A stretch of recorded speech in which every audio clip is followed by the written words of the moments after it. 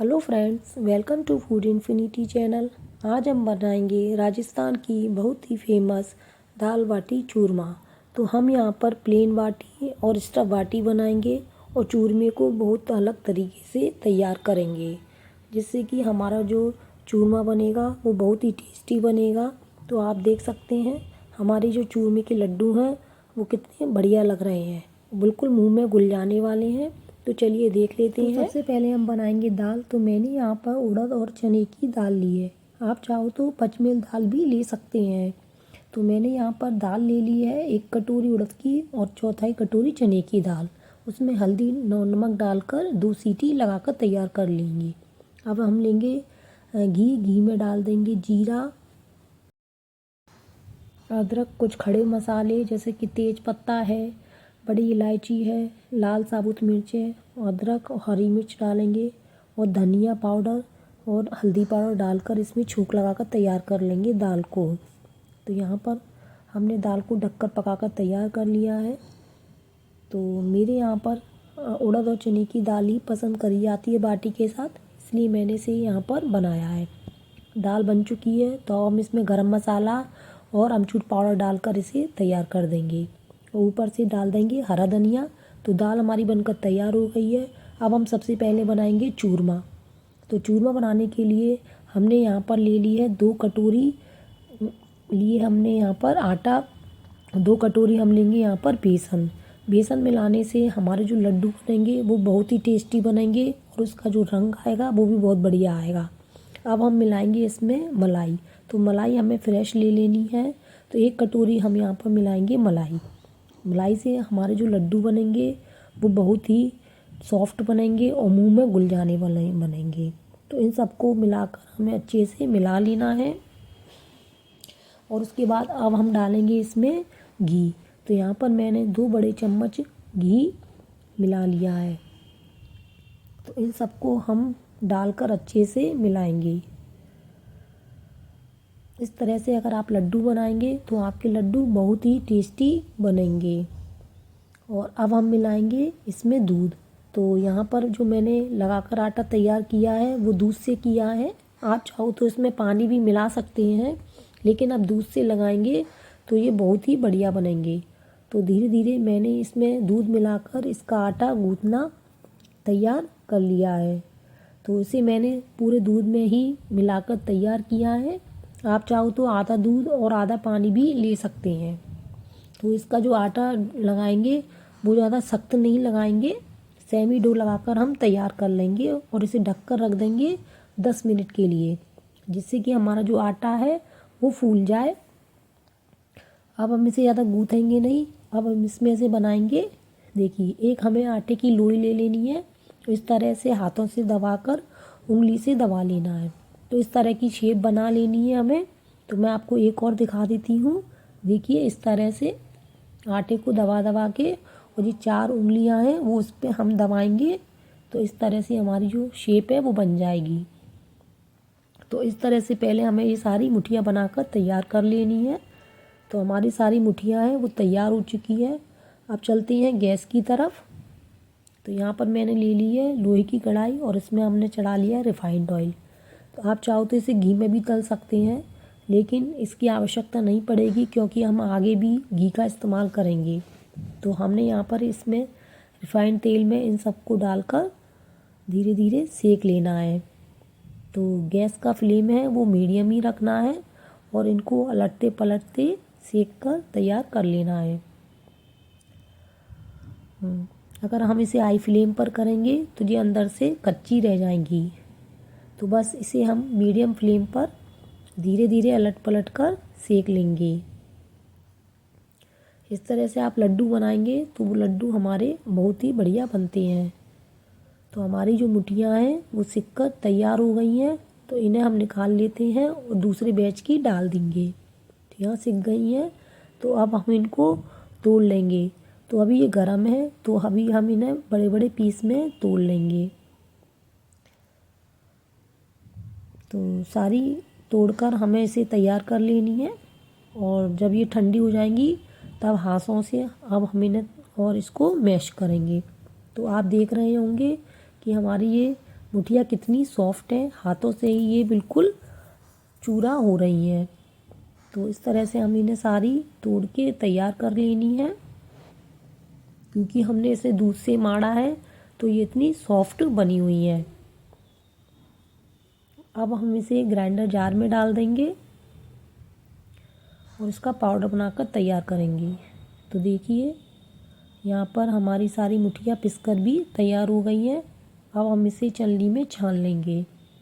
आप चाहो तो इसे और अच्छे से पीस लें तो इसे छानने की आवश्यकता नहीं पड़ेगी। देखिए हम इसे हाथ से इस तरह से कर लेंगे तो इसमें जो भी मोटे कण होंगे वो ऊपर रह जाएंगे। तो इसे हम दोबारा पीस लेंगे। तो दोबारा हमने पीस के इसको तैयार कर लिया है। तो हमारा इसका जो मटेरियल है लड्डुओं का वो तैयार हो गया है। चलिए अब चलते हैं गैस की तरफ। अब हम एक कढ़ाई रखेंगे और उसमें इसको भूनेंगे। तो भूनने के लिए यहाँ पर हमने मोटे तले वाली कढ़ाई ले ली है और गैस का फ्लेम है वो मीडियम कर दिया है। और 2 चम्मच अब हम इसमें डाल देंगे घी और उसे धीमी आंच पर भूनेंगे। हाई फ्लेम पर नहीं भूना, नहीं तो इसमें जलने जैसी खुशबू आ जाएगी। तो बस इसको हम 5-7 मिनट अच्छे से भून लेंगे। अब हम भूनेंगे इसके लिए ड्राई फ्रूट्स। तो यहाँ पर मैंने बादाम और काजू हैं उनको थोड़ा सा घी में तल लिया है। आप अपनी पसंदीदा ड्राई फ्रूट्स ले सकती हैं। तो ये भुन चुके हैं, इनको अब हम खलबत्ते में थोड़ा थोड़ा कूट लेंगे। अब लड्डू वाला मिश्रण भी ठंडा हो गया है। अब हम इसमें ड्राई फ्रूट्स डाल देंगे और यहाँ पर डालेंगे इलायची पाउडर जिसे कि मैंने चीनी के साथ पीस लिया है। अब हम डालेंगे इसमें चीनी। तो यहाँ पर मैंने ली है 2 कटोरी। तो 1 कटोरी मैंने यहाँ पर ले लिया है बूरा और 1 कटोरी ले ली है तगार। यानी कि जितना मेरा आटा था उतनी क्वांटिटी मैंने यहाँ पर ले ली है। आप अपने अकॉर्डिंग कम ज़्यादा कर सकते हैं। तो मैंने इनको सबको अच्छे से मिक्स कर लिया है। अब हम मिलाएंगे इसमें घी। तो यहाँ पर मैंने आधा कटोरी घी ले लिया है और इसे हम धीरे धीरे डालेंगे। लड्डू में जब हम ऊपर से घी डालते हैं तो उसका जो टेस्ट आता है लड्डुओं का वो बहुत ही अलग आता है और घी का टेस्ट अलग देता है। तो हम यहाँ पर धीरे धीरे सारा घी मिला के तैयार कर लिया है। अब हम मिलाएंगे इसमें फ्रेश मलाई। तो यहाँ पर मैंने आधा कटोरी फ्रेश मलाई ले ली है जिससे कि हमारे लड्डू होंगे वो बहुत टेस्टी बनेंगे और बनने में भी आसानी रहेगी। तो फिर हम इन सबको अच्छे से मिला लेंगे। इस तरह से अगर आप लड्डू बनाएंगे तो डेफिनेटली आपके लड्डू हैं वो बहुत ही टेस्टी बनेंगे। अगर आज से पहले आपने नहीं बनाए हो तो आप ज़रूर इस मेथड को ट्राई करें। तो अब हम चलिए लड्डू बनाना शुरू कर लेते हैं।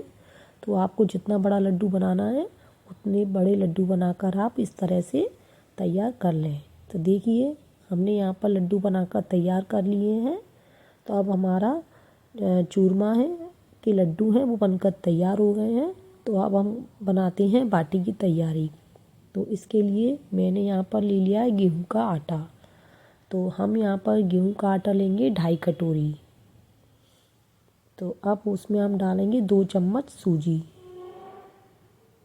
गेहूँ। उसके बाद डाल देंगे हम इसमें स्वाद अनुसार नमक और अजवाइन को हाथों में क्रश कर लेंगे। और आधा चम्मच हमने अजवाइन मिला लिया है और आधा चम्मच हमने मिलाई है इसमें चीनी।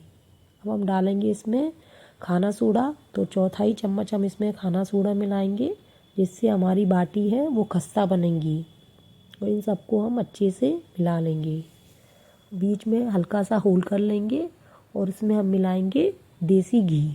तो बाटी के अंदर जब हम देसी घी मिलाते हैं तो बाटी का टेस्ट है वो बहुत ही बढ़िया आता है। तो 2 चम्मच हमने यहाँ पर घी मिला लिया है।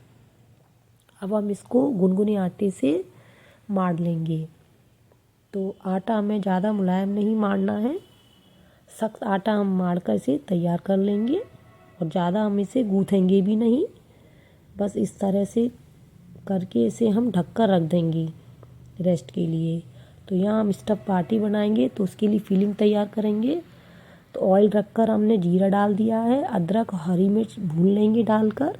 उसमें थोड़े मसाले मिला लेंगे, हल्दी पाउडर, नमक, धनिया पाउडर और 1 चम्मच हम मिलाएंगे इसमें बेसन, जिससे कि हमारा जो फीलिंग आएगी उसमें एक अलग ही टेस्ट आएगा। उसके बाद मैश किए हुए आलू डाल देंगे और इनको अच्छे से भून लेंगे। ऊपर से अमचूर पाउडर डालकर, हरे धनिया डालकर इसे तैयार कर लेंगे। तो देखिए हमारी यहाँ पर फीलिंग आलू की तैयार हो चुकी है और आटा भी हमारा सेट हो चुका है। तो अब हम बनाते हैं बाटी। तो इसके लिए आटे को हमें ज़्यादा गूँथेंगे नहीं, बस एक लोई के बराबर आटा निकाल लेंगे और इसे गोल गोल कर लेंगे। देखिए इस तरह से इसमें जो क्रैक आ रही हैं सिकने के बाद इसमें और भी क्रैक्स आएंगे। तो इस तरह से हमारी जो बाटी है वो खस्ता बनेगी। तो हमने यहाँ पर कुछ बाटियों को प्लेन बनाकर तैयार कर लिया है। अब कुछ बनाएंगे हम स्टफ वाली। तो उसके लिए हमें हाथ से आटे को अच्छे से फैला लेना है और बीच में फीलिंग रख देंगे आलू वाली और उसको बंद करेंगे। तो अंगूठे से हम फीलिंग को दबा देंगे और उंगलियों से आटे को उठाते चलेंगे। तो इस तरह से हमें इसको भर लेना है। तो देखिए हमारी जो बाटी है स्टफ वाली वो भी तैयार हो चुकी है। तो हम इस तरह से सारी बाटियों को बनाकर तैयार कर लेंगे। तो यहाँ मैंने सारी बाटियों को बनाकर तैयार कर लिया है। अब बारी आती है इनको सेकने की। तो यहाँ पर हम इसे किसी ओवन में या कुकर में नहीं बेक करेंगे, इसे मैंने अप्पा स्टैंड में बेक किया है। तो बिना ग्रीस के हम बाटियों को इसमें रख देंगे। तो ओवन इसमें तंदूर की बजाय अगर आप अप्पा स्टैंड में बनाती हैं तो आपकी बाटियाँ काफ़ी बढ़िया बनती हैं।